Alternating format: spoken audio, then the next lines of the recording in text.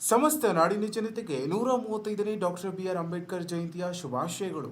ಶುಭ ಕೋರುವವರು ಶ್ರೀನಿವಾಸ್, ಬೂದಿಗೆರೆ ಗ್ರಾಮ ಪಂಚಾಯಿತಿ ಸದಸ್ಯರು ಹಾಗೂ ಕಾಂಗ್ರೆಸ್ ಮುಖಂಡರು. ಕರ್ನಾಟಕದ ಸಮಸ್ತ ಜನತೆಗೆ 135ನೇ ಡಾಕ್ಟರ್ ಬಿ.ಆರ್. ಅಂಬೇಡ್ಕರ್ ಜಯಂತಿಯ ಶುಭಾಶಯಗಳು. ಶುಭ ಕೋರುವವರು ಮಂಜುನಾಥ್, ಪ್ರಧಾನ ಕಾರ್ಯದರ್ಶಿ ಬಿಜೆಪಿ, ಇಂದ್ರಸ್ನಹಳ್ಳಿ. ನಮಸ್ಕಾರ ವೀಕ್ಷಕರೇ, ಎಂಎಂಕೆ ಟಿವಿ ಕನ್ನಡಗೆ ಸ್ವಾಗತ. ನಾನು ಮೋಹನ್. ನೆಲಮಂಗಲ ತಾಲೂಕಿನ ಅವರೇಹಳ್ಳಿಯಲ್ಲಿ ಮಾನವೀಯತೆಯನ್ನು ಮೀರಿದ ಘಟನೆ ನಡೆದಿದೆ. ಪಕ್ಕದ ಮನೆಯ ಸಾಕು ನಾಯಿಯು ಬೊಗಳಿದ ಕಾರಣಕ್ಕೆ ಆಕ್ರೋಶಗೊಂಡ ವ್ಯಕ್ತಿಯೋರ್ವ ಕೋಲಿನಿಂದ ಬಡಿದು ನಾಯಿಗೆ ಗಂಭೀರ ಗಾಯ ಮಾಡಿದ್ದಾನೆ.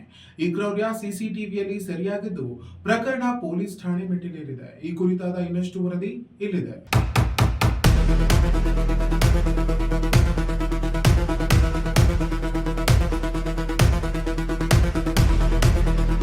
ನೆಲಮಂಗಲ ತಾಲೂಕಿನ ಅವರೇಹಳ್ಳಿಯಲ್ಲಿ ಅಮಾನವೀಯ ಘಟನೆಯೊಂದು ಬೆಳಕಿಗೆ ಬಂದಿದೆ. ಹೌದು, ಆಂಜಿನಪ್ಪ ಅವರಿಗೆ ಸೇರಿದ ಸ್ಕೂಬಿ ಎಂಬ ಸಾಕು ನಾಯಿ ಪಕ್ಕದ ಮನೆಯ ಬಳಿ ಬೊಗಳದ ಹಿನ್ನೆಲೆಯಲ್ಲಿ ಗೋಪಿ ಎಂಬ ವ್ಯಕ್ತಿ ಆಕ್ರೋಶಗೊಂಡಿದ್ದಾನೆ. ಕೋಪದ ಆವೇಶದಲ್ಲಿ ಗೋಪಿ ಕೋಲನ್ನು ಹಿಡಿದು ನಾಯಿಗೆ ನಿರ್ದಯವಾಗಿ ಹಲ್ಲೆ ನಡೆಸಿದ್ದಾನೆ. ಈ ದೃಶ್ಯಗಳು ಸಮೀಪದ ಸಿಸಿ ಕ್ಯಾಮೆರಾದಲ್ಲಿ ಸ್ಪಷ್ಟವಾಗಿ ಸೆರೆಯಾಗಿವೆ.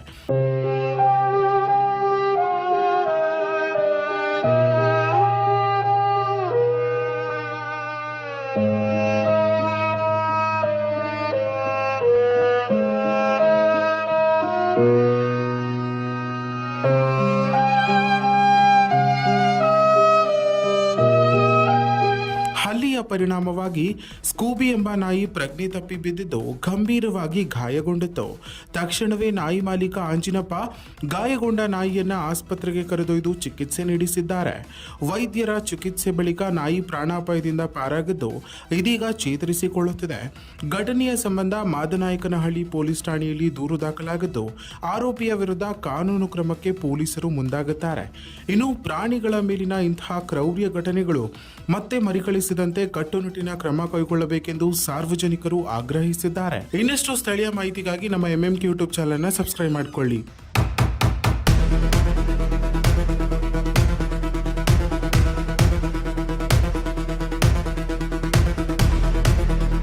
ನಾಡಿನ ಎಲ್ಲ ಜನತೆಗೂ 135ನೇ ಡಾಕ್ಟರ್ ಬಿ.ಆರ್. ಅಂಬೇಡ್ಕರ್ ಜಯಂತಿಯ ಹಾರ್ದಿಕ ಶುಭಾಶಯಗಳು. ಶುಭ ಕೋರುವವರು ವೆಂಕಟೇಶ್, ಮಾಜಿ ಸದಸ್ಯರು, ಬೂದಿಗೆರೆ ಗ್ರಾಮ ಪಂಚಾಯಿತಿ. ಸಮಸ್ತ ಕನ್ನಡ ನಾಡಿನ ಜನತೆಗೆ ಶಿಕ್ಷಣವೇ ಶಕ್ತಿ, ಸಮಾನತೆಯೇ ನಮ್ಮ ಹಕ್ಕು ಎಂಬ ಮಾರ್ಗವನ್ನು ಹಾಕಿಕೊಟ್ಟ ಭಾರತದ ಸಂವಿಧಾನ ಶಿಲ್ಪಿ ಡಾಕ್ಟರ್ ಬಿ.ಆರ್. ಅಂಬೇಡ್ಕರ್ ಅವರ 135ನೇ ಜಯಂತಿಯ ಹಾರ್ದಿಕ ಶುಭಾಶಯಗಳು.